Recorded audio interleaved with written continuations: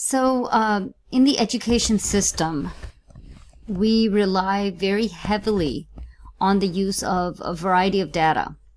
And so this assignment is specifically designed to familiarize you with the different types of data that's used to hold schools accountable and to see if they're really meeting the needs of their students and reaching the goals that were set by the district standards. And so everything really in schools and the goals that are set are very data driven. And there are a lot of documents that are utilized, everything from attendance to demographics to test performance. All of these things are documented. And then the information from, for example, some of the reports, the TAPR reports that you're going to look at, they're going to help you to see how that information is used in bridging the academic achievement gap with the students at schools. So we're going to start with the accountability rating system, and that's the first question. That's what the first question here is. What is the new accountability rating system that legislators approved in Texas this year? So in 2017, and now it is effective this year, 2018, a new accountability system was put into place. And the accountability system is basically a way to rate the schools to see if they are meeting specific standards of student achievement and school performance. And so in order to find this information, you can look at the article that is posted in your D2L. And in general, that article will summarize the A through F accountability system that is now in place, which takes over the MET standards or needs improvement and the other accountability system that's been in place. Oftentimes in the schools in this area, you will see MET standards or needs improvement written on the outside of the schools, or exemplary, and those were descriptions of the prior accountability standards. So from this point on, starting this year, they're looking at the A through F accountability system, and it's based on school performance, school achievement, and closing performance gaps. And you can learn more about the specifics of these on the Texas Education Agency website. And each one of these particular areas is broken down into detail as to what encompasses that criteria. But in general, what I want you to know is that the accountability rating is an A through F system, and it's based on 3 factors: school performance, school achievement, and closing performance gaps. So please make sure you note that in question number 1, and you will also see what the STAR scores weigh in these metrics. And previously the STAR score, had a heavy weight, 70% or more, and now it is close to 33%. And so you can use that information to fill in the top part of this sheet. The next part is actually looking at specific reports, and we're going to go to the Texas Education Agency website, which houses so much of the information that you need for our state and local school information, education information. So let's get to that website. It's tea.texas.gov. And once you get to this website, and I'll show you what it looks like. If you go to the home page, okay, we are interested in, reports and data, and we are going here to school performance.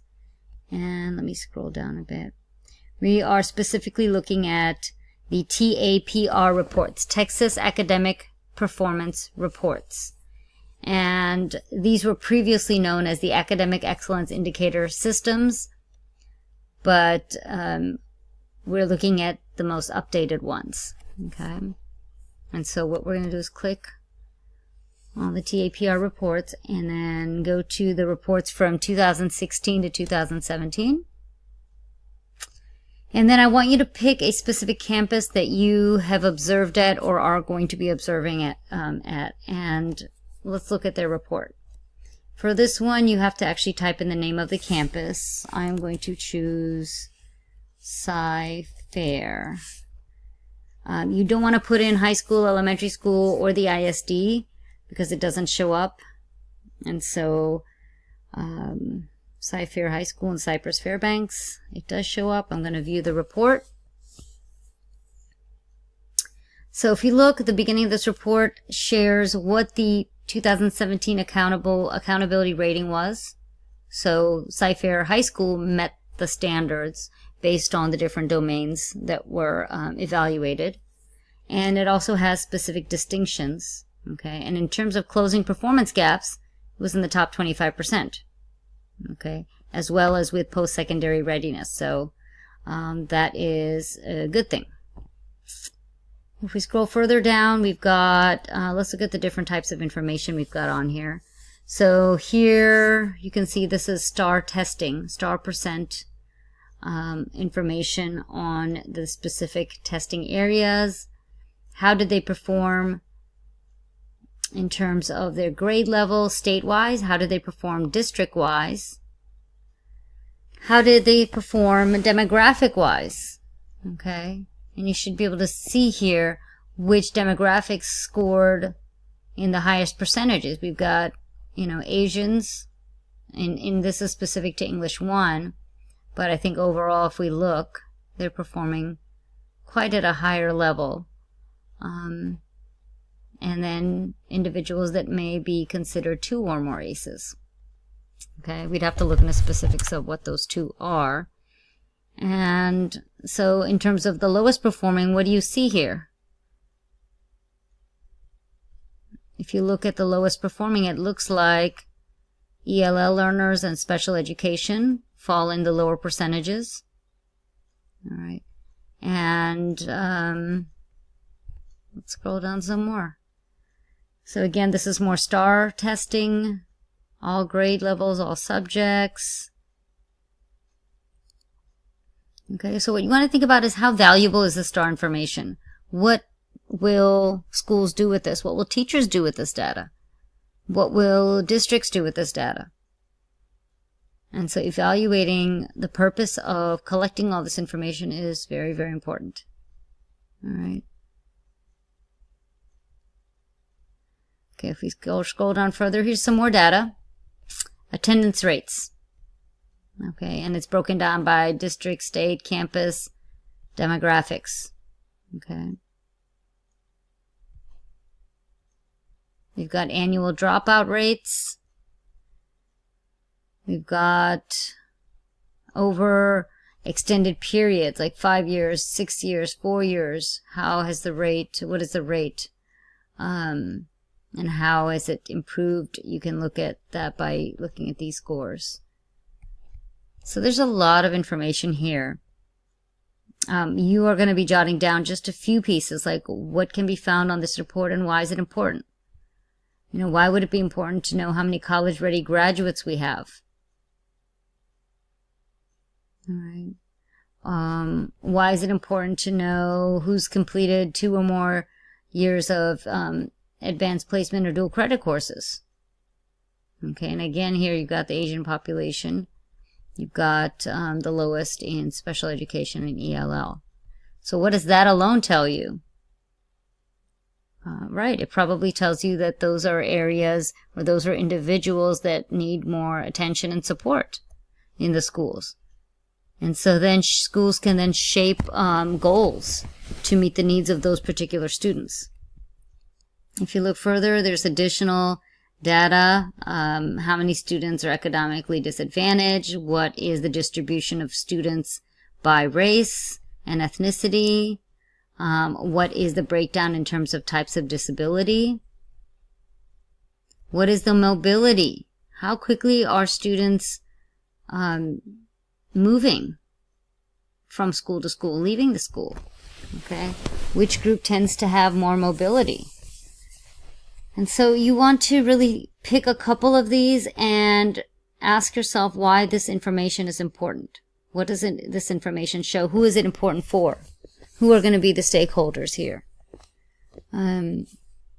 This page shows information about average teacher salary, average teacher experience. How is that information useful to you? Okay, so this is one of the reports you're going to look at when you're answering the questions data, data, data. And you will answer these specific questions based on the school that you look up. Okay, we looked at several types of data right here. You can put the different things that you found. What is the implication that this information has? Why is it important? All right. And then we've got two other pieces of data that we can look at. And there are more, but I'm going to have you look at the campus improvement plan, which is specific to the campus. Okay. And you can actually Google, a particular high school or middle school name and campus improvement plan and find that. And then there's something called the school report card. This is not to be confused with the student's report card that comes home every 6 weeks. This is a report card that gives information specific to the school. And again, you can look up this information on the TEA website.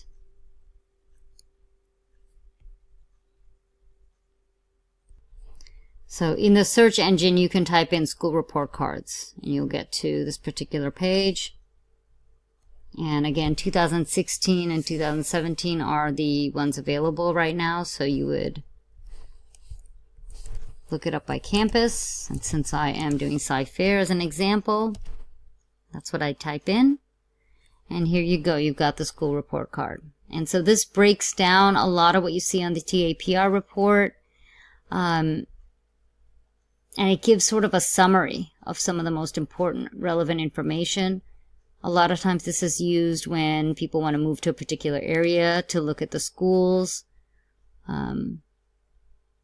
So look at this. How is it similar to the TAPR report? How is it different? Okay.